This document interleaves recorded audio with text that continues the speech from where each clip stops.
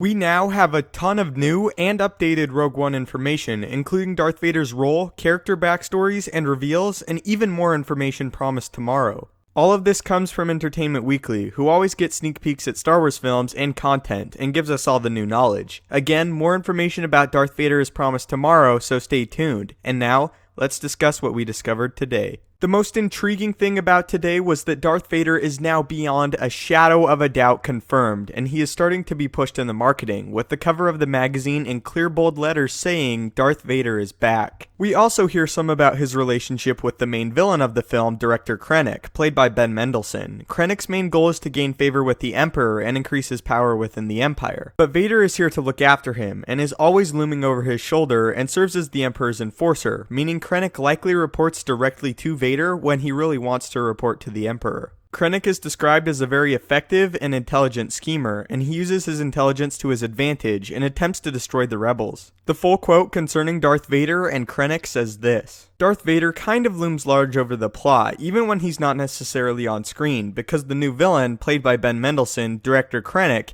he is trying to fulfill the wishes of the Emperor, and he's got kind of Vader looming in the background over his shoulder, making sure that he gets the job done. Next, we get a ton of confirmation about Mads Mikkelsen's character, Galen Erso, who was responsible for several breakthroughs that allowed the Death Star to function, then later had a change of heart and wished to right his wrongs. Not very much info was mentioned about Jyn, apart from it stating a reason the rebellion needs her is because she has some connections within the underworld, and they are likely aware of her father, although it is said she had been alone for a long time, even in the trailer. Probably one of the coolest pieces of news we got from the article, though, involves Donnie Yen's character, Chirrut, who practices the ways of a Jedi and their teachings, but is not one. This is likely due to him not holding enough personal Force potential, but that does not mean he is completely unskilled in the ways of the Force. It is mentioned that Chirrut does hold some kind of connection though, and that it has allowed him to somewhat see, although he is blind, and he believes now that the Jedi cannot protect the galaxy, the task now falls to the common people. This is all great, and I love the idea of a character like this. This is actually very similar to Lorsan Tekka, the character in The Force Awakens, who is said to be a student of the Force but not a Jedi, even though they practice their ways. Another character mentioned is Baze Malbus, played by Jiang Wen. He is said to be very good friends with Chirrut, but is not as spiritual, and makes up for it with his skill with the blaster. Next is Bohi Rook, portrayed by Riz Ahmed. Not much is known about his past, but it is said he is exceptionally skilled as a pilot for the Resistance, but also holds a big temper and will likely butt heads with our other characters. Not a whole lot is said about Diego Luna's Cassian Andor, except he is very committed to the rebel cause, and his job is to watch after the crew and be the piece that holds them all together. K2S0, played by Alan Tudyk in motion capture, is also expanded upon concerning his personality, and is supposed to be very different from droids like C-3PO.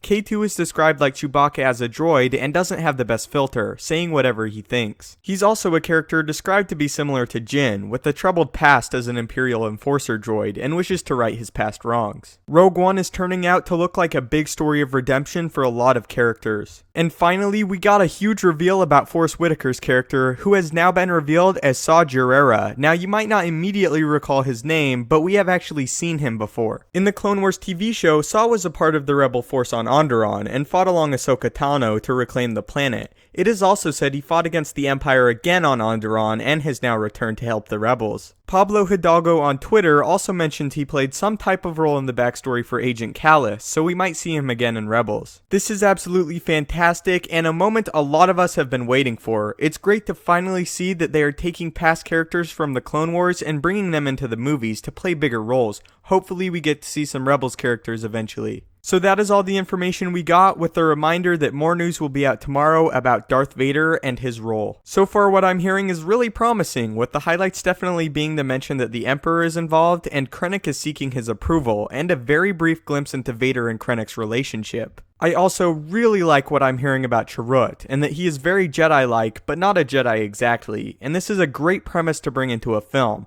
restoring the original idea that the Force is something that flows through all of us, and we can use it to improve our own abilities, and in Chirrut's case, somewhat see again. The info about Saw is also hugely exciting, and I really hope he is one of the first of many TV characters brought into the films. So tell me down below, how do you feel regarding all this info, and how excited are you about Rogue One? Do you like what you've heard? And again, stay tuned because tomorrow even more Vader info has been promised. May the Force be with you, and have a great day.